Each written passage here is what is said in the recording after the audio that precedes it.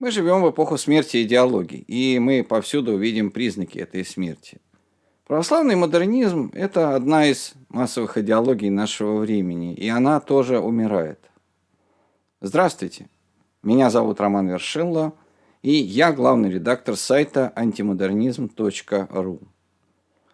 Предлагаю вашему вниманию очередной выпуск нашего подкаста «Антимодерн».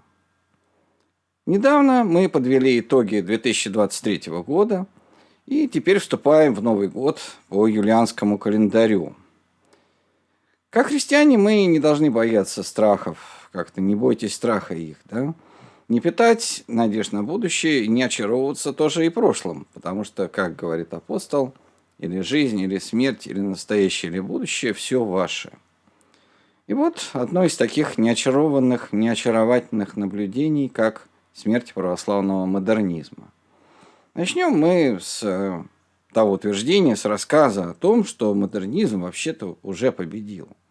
Модернизм победил в русской церкви, в греческой церкви, в албанской церкви, в польской и других поместных церквах.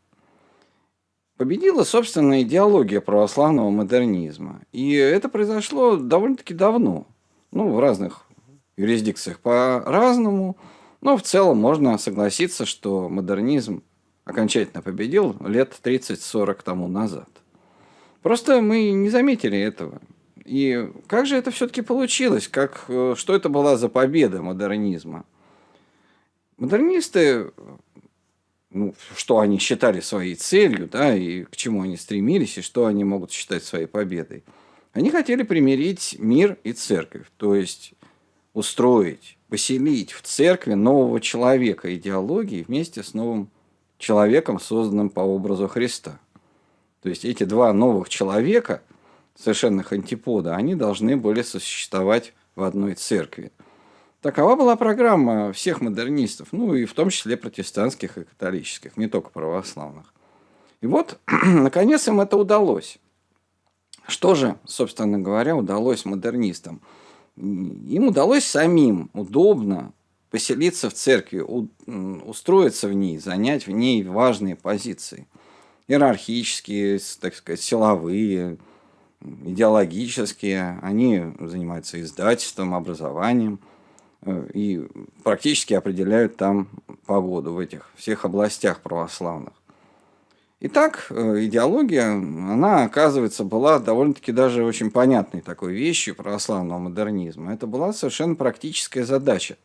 Задание, которое к какому-то моменту было выполнено. То есть, например, там уже отчасти какие-то признаки такой победы были с устройством митрополита Сергия в качестве заместителя местоблюстителя. Это было уже такое предвестие. Или, например, возглавление Русской зарубежной церкви таким важным модернистом, значительным модернистом, как митрополит Антоний Храповицкий. То есть уже где-то там к довоенному времени, до Второй мировой войны, уже эта проблема начинала решаться. То есть модернисты, люди нового времени, новые люди идеологий, устраивались в церкви и занимали в них ведущие позиции. И вот это задание выполнено. И что мы видим? Давайте просто уже посмотрим на наше время. И если в церкви под именем христианина, еще ко всему прочему, процветает отец Павел Островский, то, понимаете, сама задача уже не стоит – примирять мир и церковь. То есть нечего больше примирять. Если протоиерей Уминский начинает считаться совестью нации, да, совестью церкви, светлой личностью, типа, правда, Петруша Верховенского из «Бесов» Достоевского, не остается ничего другого, как признать, что революция, о которой мечтали модернисты, целое поколение модернистов, она успешно совершилась. Вот. И мы исходим из того, что эта победа совершилась, но как всякая победа, такая земная, да, это же не духовная победа, это победа такая чисто материальная, физическая. И она временная, как все земные победы. За победой следует поражение, за поражением победа и так далее. И после победы победитель сразу начинает угасать, увядать и дробиться на фракции. Вот в таких в наших в идеологиях это так происходит. И вот модернизм на наших глазах, он стареет, умирает, и все-таки, давайте еще раз вот подумаем, почему это произошло. Дело в том, что модернизм, вот как мы уже определили его задачу, он нес с самого начала себе свою смерть. Вот рассудите сами, насколько была самоубийственная логика у модернизма. Надо, примирить мир и церковь. И чем ближе церковь к миру, тем ближе победа. Так? Но эта победа, она в идеале равняется исчезновению церкви. Просто мир и церковь становятся одним и тем же. И тогда исчезает и сам модернизм, потому что модернизм не может существовать иначе, как паразитируя на церкви. То есть модернизм не может существовать, если он не полемизирует с истинным православием. И если его не остается, то, соответственно, ему не с чем полемизировать. Если все один только мир, то не остается никакой деятельности для модернистов. Вот. И поэтому, вот как мы видим, сейчас разворачивается история с запретом протерея Уминского, Алексея Уминского. И мы видим, что его письмо в его поддержку подписали и атеисты, и лютеране. И это очень симптоматично. То есть, может быть, их там не так уж прям много, да, среди 5000 подписантов. Но это очень характерно, что атеисты, внеконфессиональные христиане, как они пишут, они поддержали протерея Уминского. Дело в том, что просто, в протерее Уминском нет ничего специфически церковного уже. Это же победивший уже модернист. Это же не какой-то модернист, который, из подполья модернистского клевещет на церковь. Нет, он прекрасно в ней устроился. И в нем нет ничего уже даже специфически православного модернистского. Он, и как и Кураев, может преспокойно существовать и вне церкви с таким же или даже с большим успехом, чем сейчас. То есть и аудитория-то у него будет та же самая. То есть люди, которые почему-то, они считают себя православными, они будут точно так же слушать протерея Уминского, если с него и сан снимут. Это совершенно от этого ничего не изменится абсолютно. Вот. И надо сказать, что у модернизма православного у него были свои такие идеалы. Мы об этом говорили в целом видео такое, православный модернизм как идеология. Дело в том, что модернизм, он хотел добра церкви. В конечном счете, самому себе. Да, модернисты хотели добра самим себе. И они хотели восстановить былой авторитет церкви. Былой, времен Средневековья, допустим. Может быть, какого-то возрождения отчасти. Вот. И они стремились восстановить этот авторитет через согласие с этим миром. Понимаете? То есть, это уже, конечно, не та средневековая церковь, которая диктовала обществу и мораль, и учение, и отношение к науке. Ничего подобного, конечно, нет. Теперь логика совершенно другая. В миру процветает миф эволюции, мы за эволюцию. В миру очень почитают псевдофилософов, мы тоже за псевдофилософию, за Бердяева, Дугина и прочих. И современных его последователей Дугина, которым, как я смотрю, просто не из числа. Вот. И такая церковь, которая так действует, она сразу говорит: мы с вами согласны, мы вместе с вами заодно, мы вместе со всем миром, не отрекаемся ни от каких научных открытий, ни от каких культурных достижений мнимых, допустим. Она, такая церковь, конечно, сразу снискала похвалу со стороны мира как прогрессивная такая. Но, опять же говорю, что результат тот, что церковь становится неотличима от мира. Если мы в церкви устраиваем гимнастический зал, или тяжелоатлетический, или, еще какой-то кружок, то чем этот кружок отличается от того кружка, который находится рядом в совершенно светском исполнении? Ничем не отличается, это абсолютно то же самое.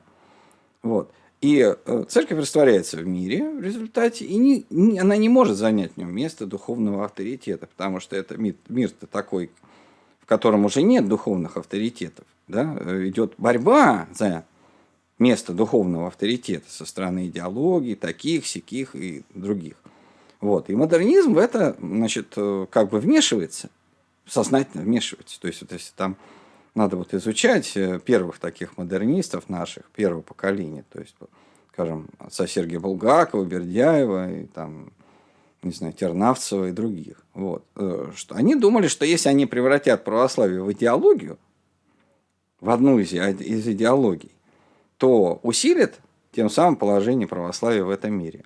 И на время это сработало, я же говорю, что да, это как бы, грубо говоря, этот мир, он погладил этих модернистов по головке. Ой, какие вы молодцы, вот какие прям это великие философы, религиозно-философские, религиозные русские философы, замечательные. Вот.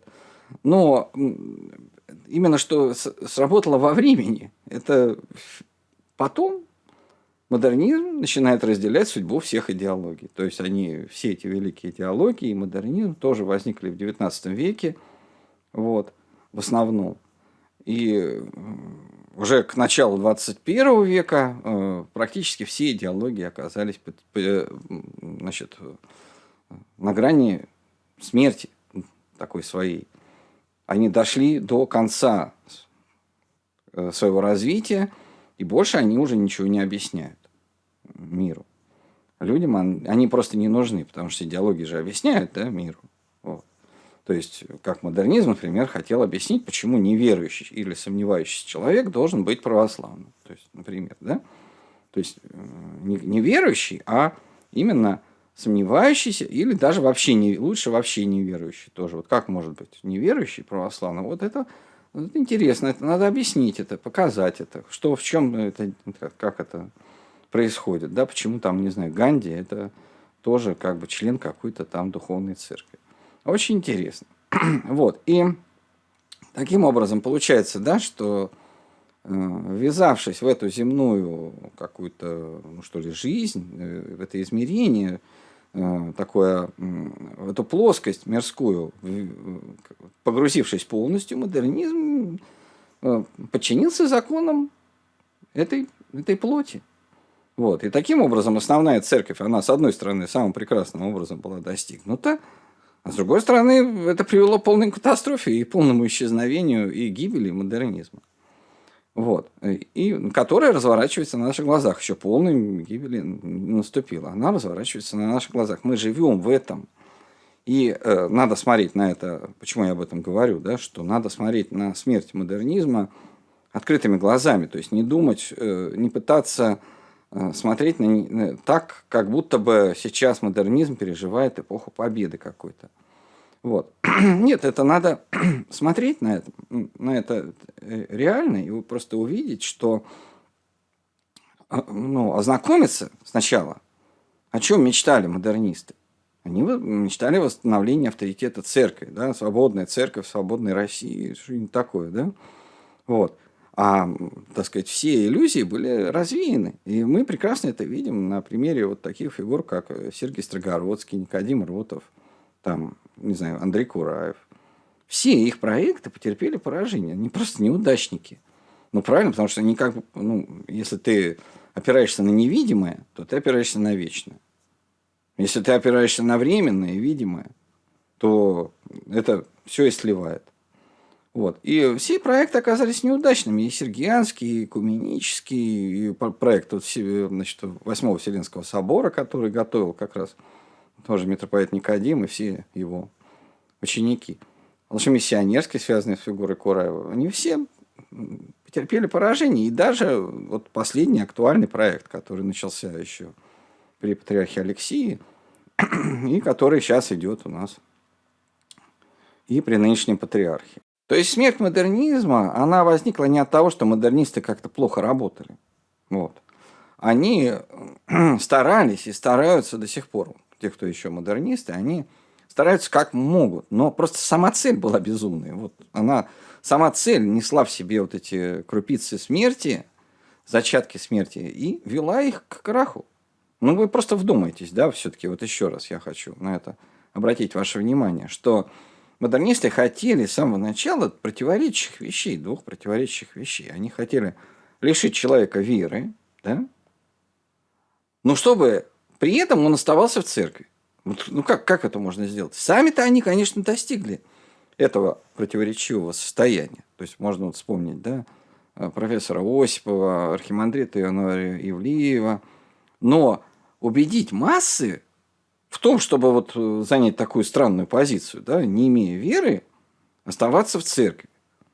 Но это пока оказалось очень прям такой сложной задачей. Вот. То есть можно лишить веры, но тогда просто люди не будут ходить в церковь, и модернизм тоже исчезнет, потому что он может жить только паразитируя на церкви, как я уже говорил. В целом ведь проблема модернистов, я тоже вот как-то размышлял над этим, над, ну скажем, психологией модерниста. И проблема их понятна, ведь это же действительно романтическая отстраненность от жизни церкви, от духовных интересов и проблем, действительно. То есть отсюда желание вот исправить церковь, как-то ее реформировать, даже уничтожить просто как-то в каком-то смысле. Это именно они смотрят на церковь как бы немножко со стороны. Вот. И также это приобретает такой характер такой декадентского извращения, декадентской извращенности при обращении к интересам истинным. То есть, когда они видят какие-то истинные интересы, то уже наступает вот это, значит, декадентское извращение, значит, аморальное в этом деле. И, например, поэт Александр Блок прекрасно это все описал, да, в своих стихах, когда говорил, что как тяжело ходить среди людей и притворяться не погибшим. Вот. Ну, это для поэта, декадента, это, наверное, очень даже так нормально. И, в общем, это может привести к написанию даже, в общем, неплохих стихов. Но немногих верующих можно этим соблазнить. Вот. И теперь мы можем уже перейти к выводам. Мы пережили победу модернизма, практически ее не заметив и не соглашаясь с ней. Да. То есть мы как бы все думали, что мы боремся с модернизмом. То есть все боремся. 10 лет назад, 20 лет назад, 30 лет назад мы все, и что, значит, основная, значит, масса православных людей, они все-таки православные, они на нашей стороне.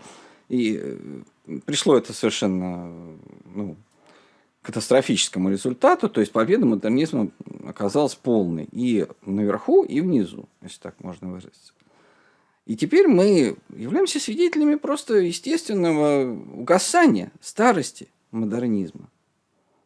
И как я вот это описываю, это же не повод для нас какого-то, знаете, радости.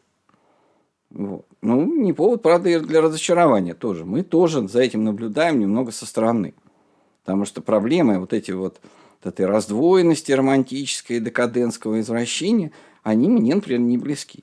То есть я могу изучать их, но они мне не близки. Я могу даже читать, там, не знаю, Рембола, Треамона, других декадентов, вот, как литературовед, но как читатель посторонний. Но совершенно я не испытываю никакого очарования при этом. Точно так же и не испытываю никакого очарования от чтения модернистов. Я понимаю, что да, они испытывают эту какую-то внутреннюю раздвоенность и в том числе наслаждаются этой раздвоенностью, как настоящие декаденты.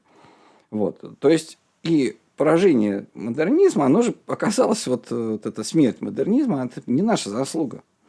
То есть это получится слишком легко, если мы, наблюдая за естественным таким, значит, старческим состоянием модернизма нынешнего, скажем, да, вот это мы работали, мы трудились. Ничего подобного. Это за модернизмом наступит тоже не наше время.